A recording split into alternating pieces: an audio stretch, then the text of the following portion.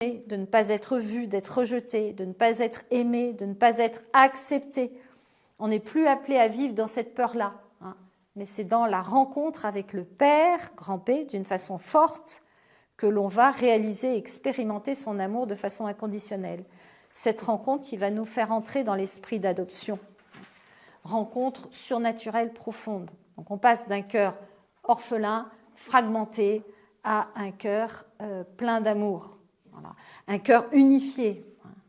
On a besoin d'être adopté, de rentrer en fait dans cet esprit d'adoption. Ça vient de nous. C'est un travail sur nous-mêmes qui va permettre de rentrer dans l'esprit d'adoption.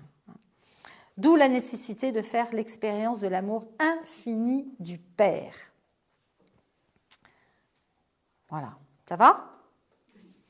Alors, l'esprit d'adoption.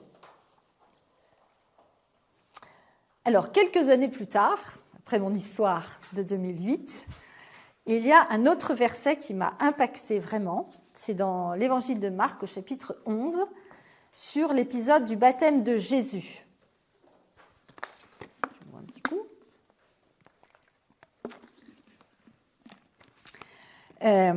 Où le Père dit « Voici mon Fils bien-aimé en qui j'ai mis toute ma faveur. » Voilà, la faveur, la bénédiction. Hein.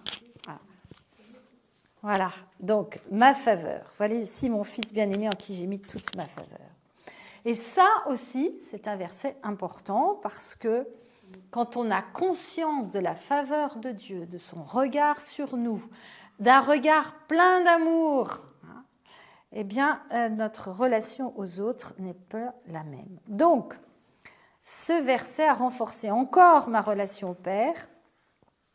Et puis, j'ai aussi travaillé à ce moment-là tout ce que la parole nous dit du Père et du regard du Père sur ses enfants bien-aimés. Donc là, sur moi, hein, sur nous, et ça a conduit aussi dans des enseignements à citer justement ces versets qui nous parlent du Père et du regard du Père, de l'attitude du Père, de ce que le Père pense de nous-mêmes.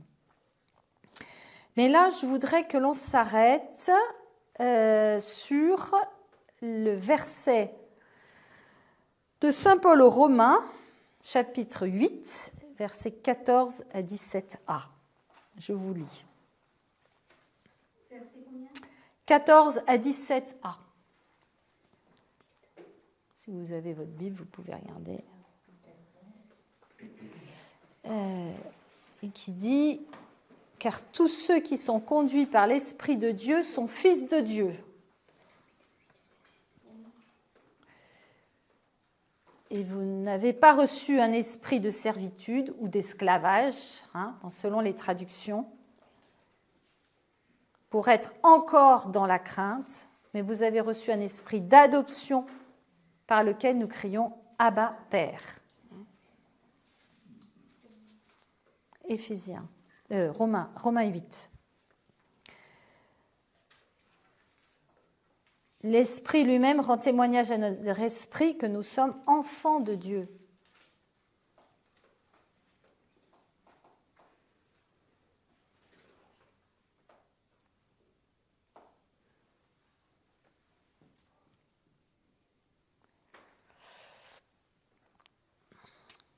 Ça va, vous avez trouvé? Je vous relis. Alors, je vous relis. T'es sûr que c'est 8 ? Romains 8. Romains 8, oui. Car tous ceux qui sont conduits par l'Esprit de Dieu sont fils de Dieu.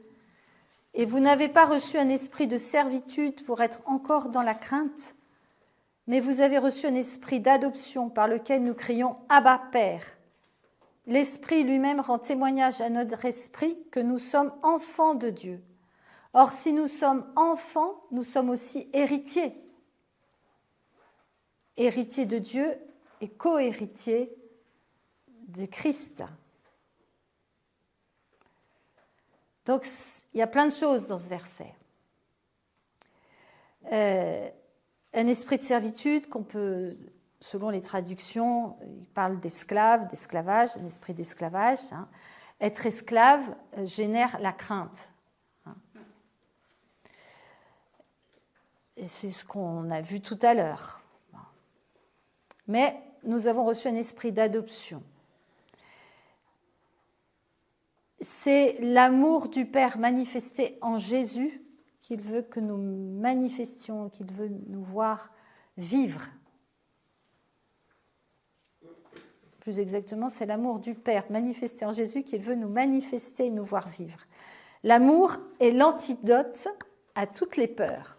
Hein, toutes les peurs que j'ai citées tout à l'heure, la peur d'être rejeté, la peur d'être abandonné, la peur de ne pas être aimé, la peur de ne pas être aimable, de ne pas être à la hauteur. On a plein de peurs. Hein. Or, toutes les peurs sont anéanties dans l'amour du Père. C'est l'amour du Père qui nous transforme.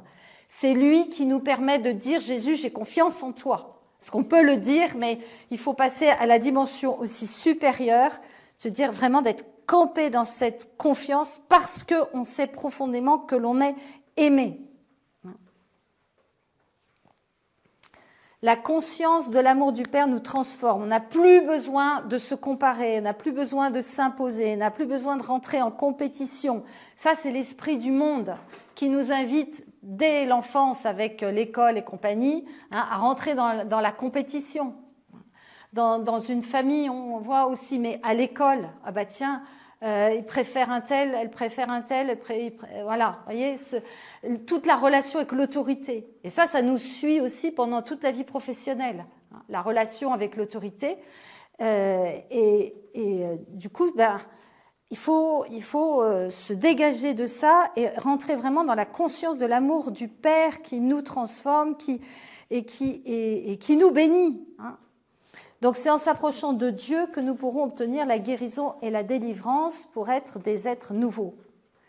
Que nous pourrons obtenir aussi la guérison des blessures de l'autorité, parce qu'il y a celles qu'on a vécues enfant avec notre Père terrestre, hein. Et puis après, ben, il y a les blessures qu'on a reçues de l'autorité, hein, des autorités, que ce soit au niveau professionnel ou autre. Hein. Les profs, enfin bon bref. Donc quand on est adopté, hein, quand on a conscience d'être un fils adoptif, une fille adoptive, on n'a plus de crainte parce qu'on vit en adopté, en fils et fille du Père. Et donc quand on reçoit l'esprit d'adoption, ben, on devient l'enfant chéri de notre Père du ciel. Hein, et on devient capable de dire « Abba, Père ». Et on réalise qu'on est unique au monde, du coup. Et donc, si on est unique au monde, c'est que Dieu, notre Père, nous a mis des qualités en nous, il nous a préparé, enfin, des œuvres pour que nous puissions, des œuvres d'avance, hein, pour que nous puissions les mettre, leur faire voir le jour. Hein. Et donc, on a chacun une vocation particulière, même au sein d'un même corps. Hein. Je pensais à ça, enfin, en écrivant cet enseignement, je me disais quand même, parce que je ne sais pas si vous avez vu, mais derrière la décoration qui est magnifique, moi je ne suis pas capable de faire ça, vous avez une nappe d'autel magnifique là. Ça, c'est magnifique. Avec tout est assorti. Mais tout est assorti parce que c'est Patricia qui l'a fait ça. C'est l'Esprit Saint qui t'a guidé. Mais parce que tu as du talent, parce que Dieu a mis en toi ce talent que moi, vraiment, je n'ai pas. Hein. Donc voilà. Et ça c'est une grâce particulière. Et ça, c'est Patricia, elle est membre de la communauté, et elle fait ça. Voilà. Et puis, je me disais aussi, Marc a un talent pour tout ce qui est vidéo, film, com, etc., etc. Bon, c'est pas mon talent, voilà. Et on a chacun, dans la communauté, on a chacun des talents, hein, et qu'on a à travailler, justement, pour faire grandir le corps, mais aussi pour réjouir le cœur de notre Père, parce qu'il nous a appelés à quelque chose de particulier, chacun de nous, là où il nous a plantés. Il nous a appelés dans la communauté. C'est pour qu'on développe nos talents, ce qui nous a mis en nous, nos désirs, parce que les désirs précèdent en général, c'est par nos désirs qu'il nous tire pour nous faire découvrir ce qu'il a mis de beau en nous. Voilà. Donc, ce n'est pas possible et nécessaire, c'est pas nécessaire de se comparer ou de s'identifier à l'un ou l'autre. Il n'est pas nécessaire de copier l'autre ou de chercher à être quelqu'un d'autre, parce qu'on est unique. Donc si on est unique, il faut qu'on découvre en quoi on est unique et faire ce à quoi on est appelé. Et donc c'est à partir de ce moment-là que le Père pourra nous utiliser dans notre plein potentiel, que si on est nous-mêmes. Et en plus, alors le top, c'est que ça va nous conduire à la paix intérieure. Parce que si on est pleinement conscient de ce que l'on est soi-même en face du Père, eh ben, on est établi dans la paix. Donc, on n'a plus peur, on n'a plus de crainte, et puis c'est une paix qui ne dépend pas des circonstances ou des applaudissements, mais de notre identité d'enfant de Dieu positionnée en Jésus. Alors, pour entrer dans l'esprit d'adoption, quand on fait le point, on se dit, bon, il y a peut-être des zones. Voilà. Donc, pour entrer dans l'esprit d'adoption, il faut se réconcilier avec Dieu, qui n'est pas le Père que l'on a eu quand on était enfant. Un père colérique, exigeant, absent, indifférent, violent, etc. Et donc, pour être réconcilié avec Dieu, il faut pardonner à notre Père. Et il faut pardonner aussi aux autorités spirituelles et temporelles qui ont pu nous blesser. Ça, c'est le deuxième point. Et le troisième point, il faut renoncer au mensonge que Dieu le Père est comme mon Père a été, et découvrir que mon Père est toujours là, mon Père des cieux, il est toujours là, qu'il me regarde avec bienveillance, son regard plein d'amour est posé sur moi, sa faveur repose sur moi, sa bénédiction repose sur moi, qu'il a préparé d'avance des œuvres pour que je les mette en pratique. C'est lui qui me dit ce que je suis en vérité, qui me donne ma véritable identité. Donc, il faut centrer notre vie sur l'importance d'être un fils ou une fille. Donc, l'adoption, c'est une attitude de cœur. On n'est plus esclave. On développe une attitude joyeuse de la volonté de Dieu sur nous. On s'attache à honorer toutes les personnes. C'est-à-dire qu'on met l'amour en action. Donc nous devons chercher à connaître le Père, notre Père du ciel, chercher à le rencontrer, car Dieu le veut et le fait continuellement avec nous. Il veut continuellement nous rencontrer, lui. Donc nous devons nous efforcer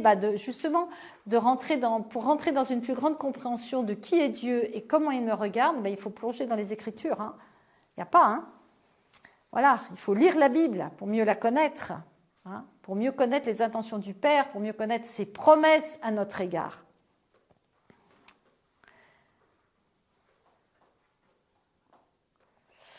Voilà, ce n'est pas un esprit de peur que Dieu nous a donné, mais un esprit de force, d'amour et de raison, dit saint Paul.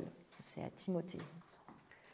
Et ça, c'est un verset que j'ai appris par cœur au début des années 2000, quand le Seigneur a commencé à m'envoyer en mission. Il y avait celui-ci et puis un autre du psaume que je me répétais à chaque fois de prendre la parole en public, parce que j'étais du genre pétrifiée à l'intérieur.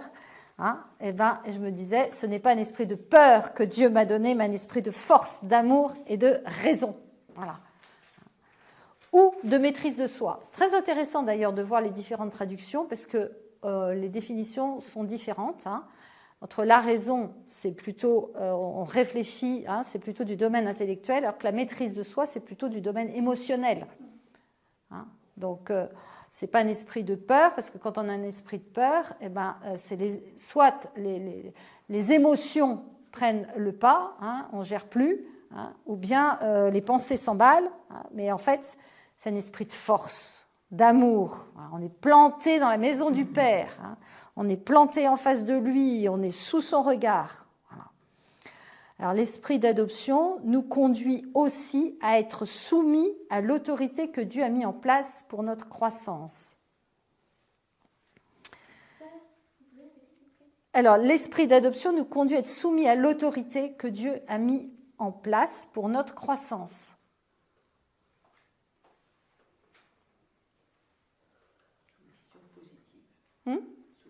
Soumission positive, ça veut dire qu'on n'est pas non plus dans une obéissance servile.